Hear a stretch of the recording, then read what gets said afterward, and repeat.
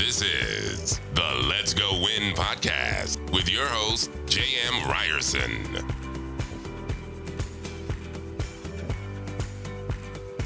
Hey, what is happening, you guys? Welcome back to the Let's Go Win podcast. I'm extremely excited for today because this young lady brings so much to the table. A Harvard graduate, originally from Venezuela, Maria Brito's first monograph out there, published by Pointed Leaf Press in 2013, was the recipient of the Best Book Awards in both the art and design categories.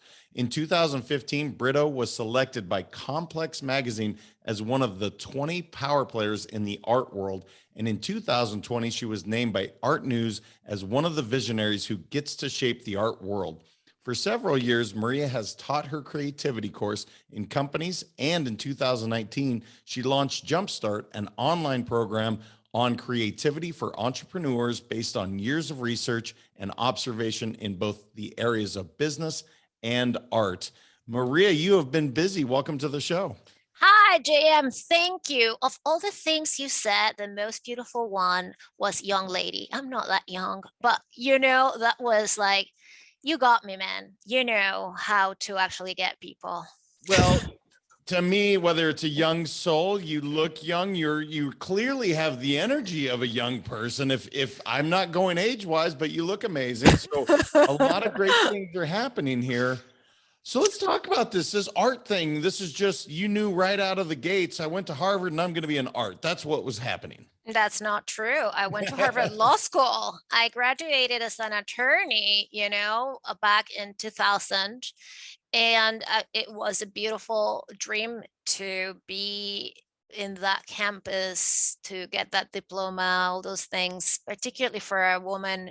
Young at that time, I was really a young lady coming from a third world country and being in this fascinating world of barristers and knowing that you're sitting on the same chairs that Obama was sitting on, and things like that were moving and inspiring, but that was not my calling. I went to law school because I had to. In other words, I did not want to disappoint my parents. I grew up in a very Catholic and narrow-minded family, and you didn't really have a lot of choices. You could be a doctor, you could be an engineer, and kind of like playing the rebel. That thing happens in American movies where you can actually pick up a boss and go and be waiting tables. That it's just really difficult to do in South America because there's no waiting tables and there's no boss to go anywhere. It's very dangerous. So I followed this path because I was a very good writer and I loved to read, and I had a penchant for social justice issues, even though I never really went into that kind of social justice as a practicing attorney because I was a corporate attorney. And I graduated, I came to New York, and I did what you're supposed to do to corporate jobs, big law firms, things like that. And until the day I couldn't do it anymore because I hated it. And it was absolutely not my calling, not my passion. No matter how I sliced it, I just did not want to go to that law firm anymore. And so I took, I did a lot of soul searching. I had just had a baby, my first child, in 2008.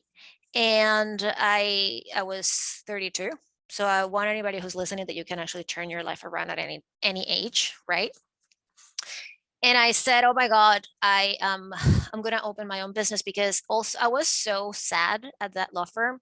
I could have gone to like full clothes. Listen, I was making an inordinate amount of money as an attorney because they really own you. And so they pay you for owning you. They have all these perks and things and whatnot and benefits. And I was like, I am ready to just go and, full clothes in a store, because I hate this. But, there's nothing wrong with being a sales clerk, but that was not my calling. So I said, I'm going to open a business of something that I'm really passionate about. And so my husband is like, how are you going to do that? Because you have no clients and really no expertise in any other field. And I said, I'm not sure how I'm going to do it, but I'm going to do it. And I did it. And I decided to go as an art advisor because growing up, my parents had this whole thing of art and culture was very important in my house. So I had this on the go training. We would go to every museum, and we would go to all this fascinating exhibitions and meeting artists and things like that. And when my parents had any extra money, it was for travel. So we traveled to many different places to see many different things that had to do with art and culture. And so I had a very early desire to be close to artists and art and beautiful things. And when I moved to New York to work in the law firms, I had some money to spend, and I started buying little pieces of art for me. And so I found the whole thing fascinating, and I was following very closely. And I, after a lot of really seeing what my options were, and honestly what kind of capital I needed for a business and what I wanted to do, I said, you know what, this is what I'm going to do. I'm going to become an art advisor, and I'm going to build collections for people, and I'm going to curate shows, and I'm going to be very successful at this because I have a very good eye, and I've already had success recommended to friends. And I did. And it's been 13 years, the happiest 13 years of my life. So I love the way you just said it at the end, and I hope everybody caught it, because one of the things that you already knew you were going to be successful, even though your husband said, look, you don't really know anything but being an attorney, and you're very good at that. But the way you said that, I want to get into your mind a moment, because again, making the absorbent amount of money you were as a corporate attorney, doing great. There's some emotions happening here where, look, I'm not enjoying my life, but I know I can be great here. Can you dive into that a little bit? Where did that confidence come from, Maria? Because clearly you've taken that and utilized that in what you do today, but that's not common speak. So often people are like, I hope, I wish. That's not what you said. You said, I'm going to be great at this. Two things. Well, a few, but I was actually paying attention to other people who were doing what I wanted to do, and I didn't think they were that great because they were lacking certain skills, like they couldn't really figure out social media. Remember, we're talking about 13 years ago, right? So there was no Instagram. It was just not uploading a picture. They didn't have a lot of marketing skills, right? Like their marketing skills were a little on the deficit side of things. And I also thought that they were very transactional. They were not really interested in teaching or educating communities outside of their clients, or it was just hang it here and that's it. Or I don't know, I think that on the services level there were many things that were not interesting from the people who had the job that I wanted to have. So I saw that there was a hole there that I could fill out, that with a lot more passion and excitement and creativity and new offerings that those people were not really interested into. And the other thing is that, look, when you've been the situation that I was in was so dire, in the sense of it was a dark time, right? It was dark for me. And I say there's nothing worse than this. From here up, I hit rock bottom, right? And so I had this huge desire to serve people, to see a new world, to connect with other minds, and to open my eye, and also the on the go training that I had as a child and as a teenager with my family, to build something new. And I think that excitement, and I hope that whoever is listening know that, yeah, I was young, but it's also a little bit of beginner's luck, in the sense that I didn't really know anything about what I was getting into. You know what I mean? I had no enemies. I had no, it was very much of a blank slate. And when you have a blank slate, you can only see good things.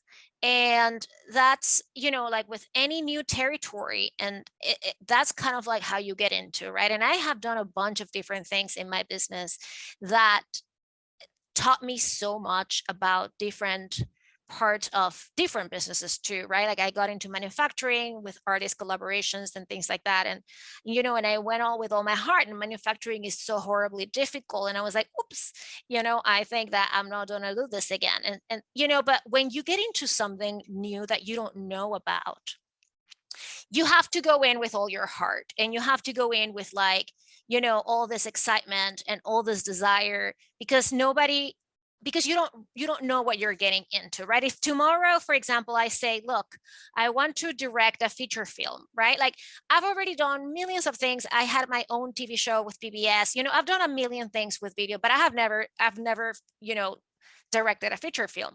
I don't know what I'm getting into, but it sounds so fun, right? I mean, I could potentially try to see if I could get anything done there, because I haven't done it. And I think that's the way that you said, it keeps me young. It also keeps my creativity going all the time, and keeps surprising and exciting, and making my audience excited about the things that I'm creating all the time, because that's ultimately the desire of any entrepreneur, is to, or at least the way I see entrepreneurship, right, is to keep getting into ventures. That's kind of the root of entrepreneurship to me, is both creativity and opening new doors. So, No, I had conviction that I was going to be successful. Yes, because of those things. Yeah. It's inspiring. I hope everybody hears that. Look, I may not know it at all. In fact, maybe I don't know a whole lot, but I do know I can do it. I do know I will bring that. So being somebody that's not really into art, I'm going to ask a very remedial question, because yes, I've been to the Louvre. I've walked around Rembrandt, and I saw the same dude a whole bunch of times. But that's how I look at art. My question is, for those of us that don't have, for lack of a better term, the right eye or the right palate, I'm thinking of almost wine. Is that a skill, or is it just what you like? And I mean that as authentically as I can say it, because I don't know that I know art at all. I know, hey, I like that one on the wall. I don't like that one. Is it a real skill? Is it a little bit of both? Because I just don't know that world very well. I think it's a little bit of both. And I think that when you have education, that not formal education, but meaning you have documented yourself and read about things, and gotten into the mind of the artist somewhat, right? You start appreciating, getting more excited about what you're seeing. And you also have an eye for things that actually appeal to you, right? I mean, and uh, the examples you gave are very, of course, important and valid, right? I mean, but the more you, for example, the more I learn about Da Vinci, the more fascinated I am about the whole thing, because the man was such a genius. And then, if you see the Mona Lisa, don't even try to go see it in person, because it's so hard, and the Louvre is so little and everybody's around it, but go and read about it and look at it. And like the pictures that are reproduced on the internet, like on Wikipedia and the Google Art Project, are faithful reproductions of the original, for example, right? But the thing with contemporary art is the art that engages the brain, the eye, and the soul, because there is always a concept. There is always something that the artist is trying to tell you. And that's not new. It's always happening throughout history. There is always an underlying message, right?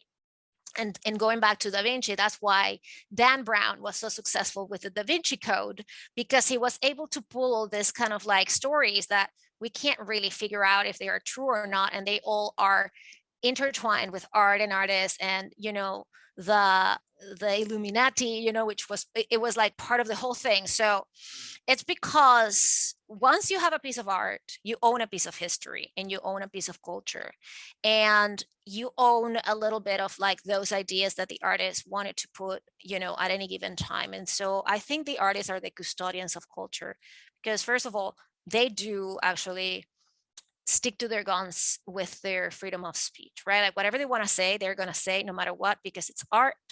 And, if the world want to censor it, it's fine, but they are going to do it, right? So they are custodians of the moment too, because they capture what's happening. Art is always a means of communicating an idea of the time that we're living. So that's absolutely crucial.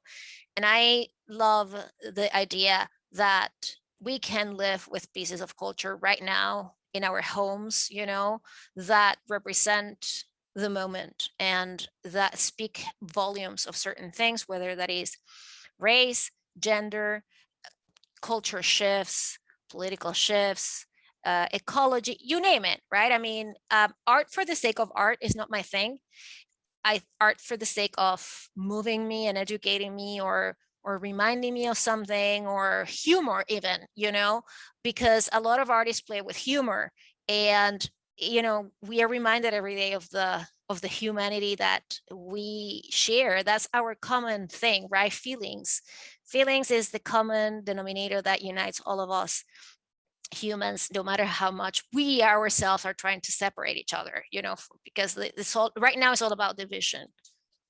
Well, there's no question about that. I mean, you and I off camera, we're talking about some of the challenges that we are facing, whether it be freedom of speech or just freedoms in general. But I want to talk about just Da Vinci or any of these artists that have had this staying power. I mean, we're talking hundreds and hundreds and years that these people have, their name is still prevalent today. Da Vinci, you're going to tell me, because I'm not an art history guy, but he's been around a long time. Dude's been dead a while. 400 years dead. Yeah. But yet we still talk about some of the things in terms of neuroscience. There are things he was doing far before anybody understood what he was doing. And that's what's so remarkable to me. I guess he just intuitively knew that if I wrote cursive backwards with my opposite hand, I was connecting synapses. Like, how in the world did he know that stuff? And I'm asking you, because I don't know Da Vinci much more than that. And I'm sure there's other artists that are so ahead of their time. It's really remarkable. And maybe that's what I should know, and to appreciate artists even more than I do now. Leonardo had an amazing story, because he was the bastard child, right? Because his father was really not around. He wasn't married to his mom. And so he was born out of wedlock, which at the time it was kind of like not cool, right? And he had a really difficult time at school. He couldn't do algebra problems correctly. And he also struggled with Latin, because that was the language that people had to learn at school. And but I think, and this is so crucial, two important things that actually got Da Vinci going. One, he was the most curious person you could ever imagine. There was an art historian who said Leonardo was the guy who wouldn't take yes for an answer. If they say yes, yes, he would say, no, let me, one more question, one more thing. I'm not sure, what is it, right? And this is way like recorded in, like, if anybody can buy his biography by Walter Isaacson, is the most spectacular book you will ever read. I mean, it's humongous, but it's spectacular. And the other thing is, Leonardo always carried a notebook with him, no matter what, always. And I tell this to my students in my class. I tell this to my children: the power of a pen and a notebook is so important in this world of keyboards and emojis and, thumbs up on messages. Like, we develop so much of our brain when we actually put our ideas into paper. And it's been demonstrated by studies that researchers in a variety of different universities have already conducted. And we are losing the art of actually writing things down with a pen and a paper, because it's so easy. I'm not opposed to technology. I love technology. I have 50 million things in my notes on my phone and this and that, but I make a point every day to write longhand, because it's a connection. Also, like you said, there are connections in your brain that form when you're actually putting and taking the time, because the act of actually having a physical, tangible pencil on a paper and actually writing down your ideas has an enormous amount of implications in what your brain does.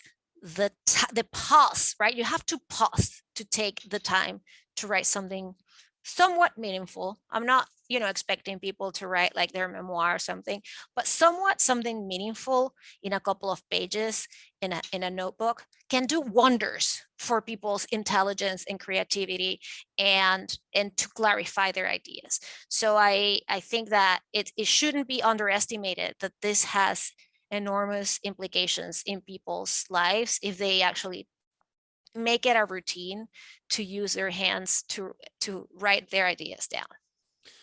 Guys, you've heard me say it, but look, Maria just said it that much better than I did. Look, pen, paper, that's the greatest form of therapy. You get to create with your hands. That's incredible. So clearly you don't mind technology, because in 2019, you launched Jumpstart. Yeah. You're ahead of the curve. You knew, hey, man, the world's going to shut down. We need to get online. How you were ahead of the curve, and clearly using technology to get it to more human beings, I'm imagining. Tell me more about that.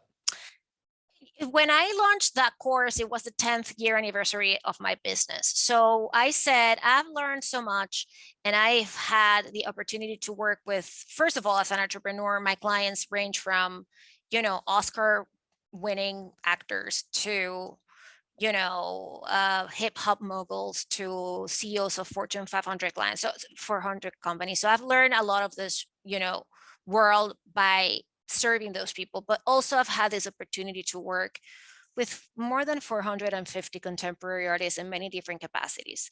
And I said, wouldn't it be cool? Like, I've gotten so many questions of how I build my business, how I build my brand. Wouldn't it be cool to actually put this information in an online course with a live component, which was different when I launched it. The format and was slightly different with Zoom calls, so that people would actually learn how to come up with ideas and how to pivot a business, or how to start a business brand new, or where to go to find ideas when they are stuck, or what to do, or how to connect all the dots of things. Because part of being creative and spotting business opportunities is to be able to connect the dots that people most likely do not see, right? Like connecting all this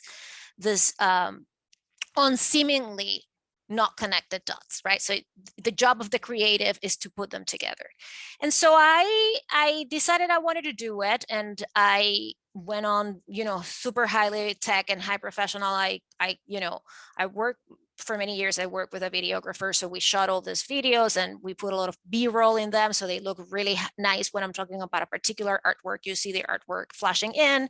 The modules are amazing, because I use this platform called Kajabi. It's one of the best portals to host online courses, and they really do a beautiful job. So it's seamless, it's easy, you can fast forward, you can see your progress bar, whatever, this and that. You can come back anytime, any day, and given PDFs with the resources and with summaries, which is something I love, because not every course gives you a PDF at the end with like all the summary of what you've learned in the video. And so I launched it. It was very successful. We did all these Zoom classes, or calls with large groups of people from all walks of life and from all 5 continents. I have like all these people in the Middle East waking up at 2 a.m. to be in the class. So I was so humbled by the whole thing.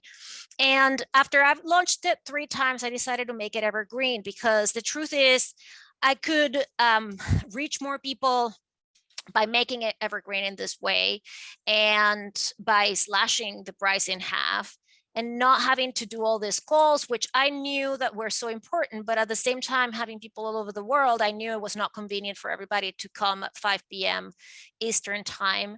And so now I just have a once a month Q&A session with them. And I think that I'm still fulfilling the purpose. I think that the course is self-paced and robust and fabulous, because honestly, I think it is. And I stand by it. And judging for the results that my students have, there is an enormous amount of value for the money that they have to pay, honestly.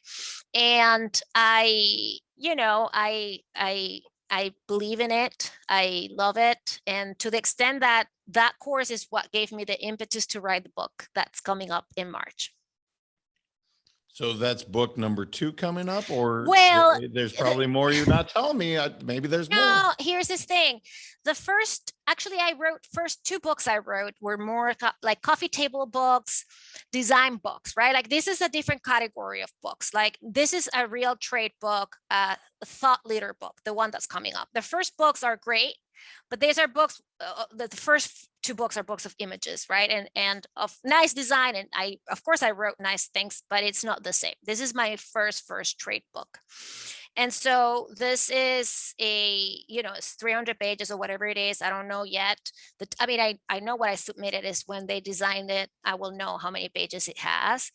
And it's extraordinarily comprehensive too. It goes into a lot of depth. It's a different type of medium, right? Because when you're learning online, that has a specific type of person who loves to do it online and who comes and enjoys watching videos and taking notes, and the interactions that we have when we go on the Zoom calls. I mean, somebody who buys a book, it's a very different person, right? I mean, it might have a different level of curiosity. So this book is for people who they want to have depth into these issues and this important things of creativity, entrepreneurship, business, art. I think you will enjoy it tremendously, given that you have these questions about Leonardo, because there are a lot of tidbits and things about artists that you may not know about, but you will be surprised. And one of the things I make a big point is, let's stop perpetuating the myth of the starving artist and things like that, because artists are actually very wealthy today, and they were wealthy back then. And I know that people love Van Gogh and the ear cut and how poor he was and he never sold anything. I know people romanticize that, but I think we have to say that Van Gogh was manic depressive and somebody with severe mental health issues. God bless him. And so that's one of the reasons why he was not successful like he wanted to be, or like he should have been, right? And the whole thing of artists who die destitute, yes, I understand we want to romanticize that, but that happens. There are poor engineers, and there are poor dentists, and there are poor lawyers, and there are all sorts of things, right? So stop kind of like, I'm going to be an artist and I'm going to starve. Like, my parents had that kind of mentality, and that is like the mentality of the 1970s in South America. We just cannot continue perpetuating that anymore. And No, I do. And it's so interesting that you're right. It happens within art. It happens with writers, the creative side. It's like, for some reason, there's a badge of honor, or look, you're not going to succeed doing this. But the truth is, again, that lasting power, that staying power, it transcends borders. I mean, you talked about connecting with people on 5 different continents, doing your course, talking about entrepreneurship and art. So it doesn't make sense. And how do we dispel that? I guess that's what we kind of have to dig into, because you're right. When I think of art, I think of actually people that have wealth, that have culture, that have knowledge. That's how I think of it. And I think there's some truth to that. I think that there is a taboo in Western society when we talk about money and what it means, right? I mean, and I'm not sure how this started. Because look, I mean, the truth is, the business of the United States is business. That's our biggest export. Okay, like, there's no country in the world with more companies, venture capitalists, banks, this and that, people who are looking to buy your idea, build it, patents. There's no better country than this. I say it with propriety, because first of all, I'm an immigrant, and I'm an American citizen, but I'm an immigrant, right? I have been here 23 years, and I can say that after traveling the whole world and being in every continent, there's no country that's as open to business and to back up ideas of people than this country. I can say that. Okay. And the other thing is, how do we get to stop our hang-ups with money and creativity, and am I as allowed, am I not as allowed, or this or that, right? I mean, I think honestly, millennials don't have a lot of problems with this, because what I've seen is they all do it online. They and they want to charge an eye and an ear for their services and whatever, and people pay for them. I don't know how they do it, but they do it. They have so much confidence. I'm not sure if it's every millennial, but at least the ones that I've crossed paths with have that kind of they were born in the Clinton years or whatever, everything was booming and rich, and in the internet and the AOL, those were the days of AOL and dial-up internet. And these people are like, you know what, I'm worth it. They come with a very different mentality than Gen X and boomers that, you know, have like so much suffering, right? And like almost like, oh my God, I'm so ashamed that, you know, I'm making so much money or this and that. I don't think Jeff Bezos is ashamed of making money. I don't think, you know, Elon Musk, these are, you know, Gen X people, right? Like my generation. And so I don't understand why people have these hangups with art and money, or, you know, look, I mean, there are authors who are, look at J.K. Rowling, you know what I mean? It's like, I don't have to go. And the thing is, everybody also is like expecting, because of the way that we live right now is so accelerated. Everybody's expecting massive success at their second try, right? Like, or at the first try or whatever. It takes an enormous amount also of experience, time, dedication, and for the most part, really, we just have to adapt.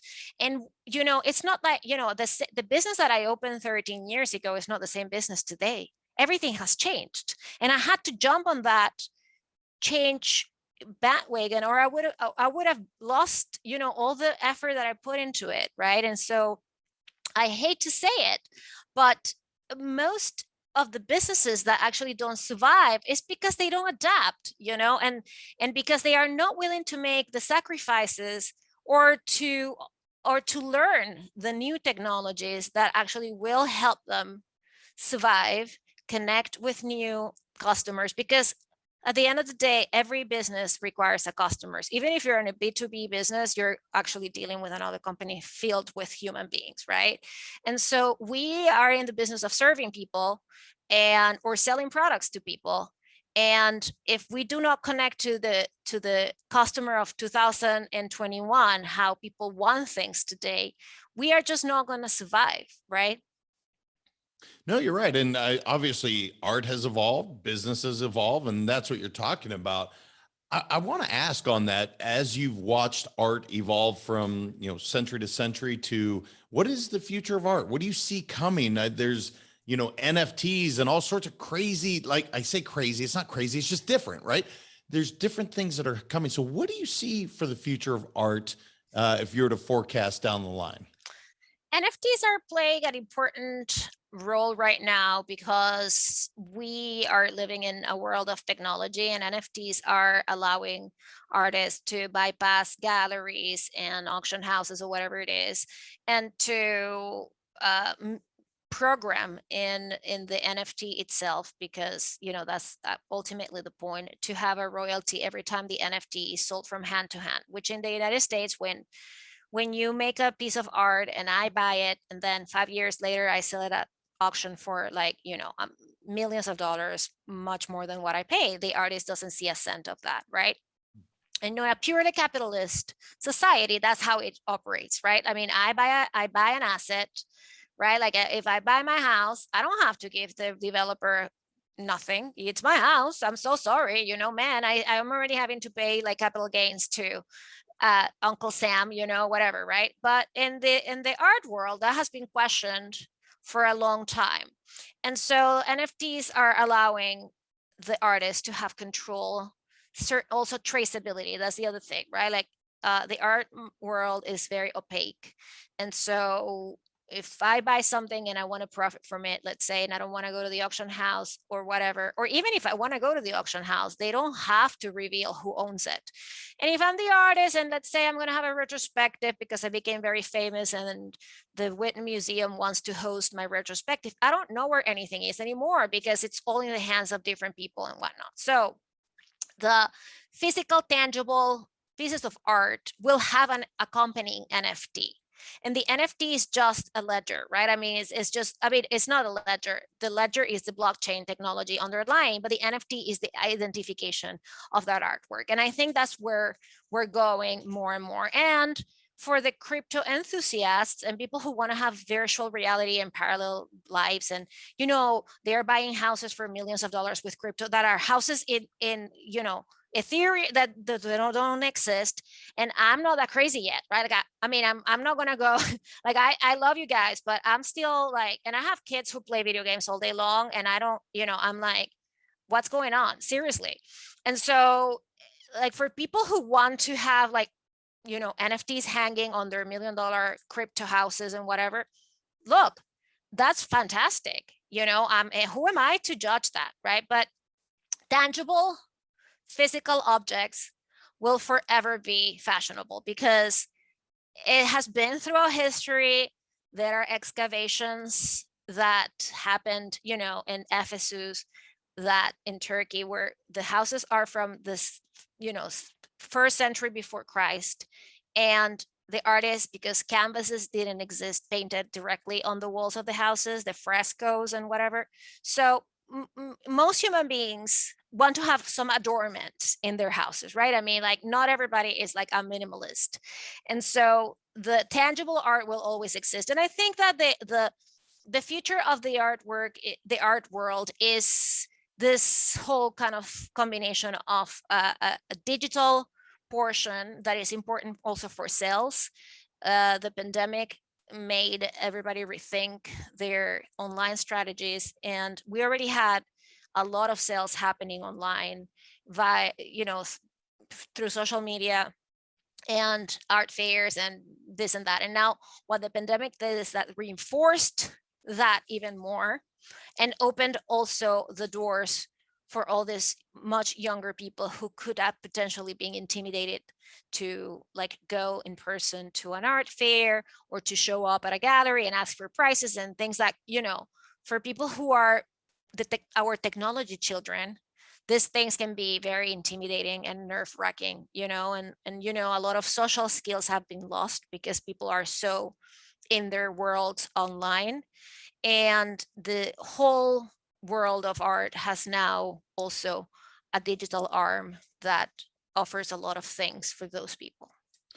It's fascinating. It really is. And by the way, she dropped something on you guys if you didn't pick it up. Ephesus in Turkey. I don't think I appreciated it at the time. I was hungover, let's just be honest. But it is remarkable. If you have any semblance of a background with religion or spirituality at all, it's remarkable. Very cool in Turkey. I have to ask you a couple questions, and I'm hoping I'm not putting you too much on the spot. No. Do you have a favorite top 3 artists of all time? And that's where I don't know if that's a fair question or not, because you see so much art. You see modern art, you see, art going back thousands of years. So do you have top 3 favorite artists of all time? It's a very tough question, but I think as personalities and what they left behind, I really, really like Leonardo da Vinci because he was an inventor and he was an artist and he was brilliant and interesting and quirky, and he was gay. A lot of people don't know that Leonardo was gay. So he was our flagship for all the things that right now, are out in the world, and he did them with grace and integrity. So I like that. Somebody who didn't do many things with grace and integrity, but is very important, is Picasso, because Pablo Picasso, first of all, I mean, being this like hot-blooded Spanish dude, and also coming from a very humble background, like really humble. And Picasso is the most prolific artist in history. Nobody even comes close. Nobody who's alive, nobody who's dead. And when Picasso died, his personal network was $500 million in the 70s. That's $2.2 billion today, right? So I even get chills when I say that. And people hate that when I talk about Picasso. It was mean to women. I know he was mean to women, but we have to kind of like, first of all, he was dead before I was born. Okay. So we have to kind of like try to get what he did that was right. And, and forgive him. Look, I mean, we are a Christian country. Let's start with that. Let's think about forgiveness. Okay. Just say, this is a Christian country. Let's actually apply forgiveness to Picasso. I think it's time. But what fascinates me about him is he was full of surprises, and he painted well into his 90s. When he died, he worked extremely hard, and this was a guy who was obsessed with his work. It was like somebody who never really he had houses and by the beach, and like, of course, he kind of like rested, but I think he lived for so long because this was a guy who was smoking. It was those times in Europe, everybody smoked, and like he was smoking and he was like drinking his wine and things like that. The early years of his life, he smoked a lot of opium because that was the thing. But man, he lasted until he was like 93 or whatever, right? And so I think that Picasso is fascinating because even when you look at his pictures today, not his paintings, him, he can talk to you with his gaze. This was a guy who was so intense. And I think those two for me, I have a third actually. And this is a woman artist from their Baroque, and her name is Artemisia Gentileski. And I know a lot of people haven't heard about Artemisia, but they will start hearing about her more because I think there's a Netflix special coming on her and whatever.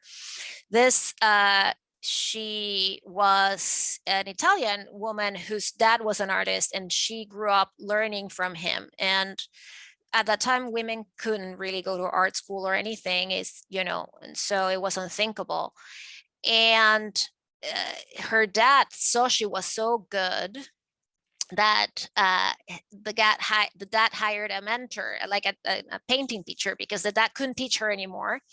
And the guy seduced her and promised to marry her and raped her. Well, it was consensual, right? But and then the guy did not want to marry her, and so she took him to court, and she won the case. But it was like Italy in the 1800s, 1700s, so the guy didn't go to jail or anything.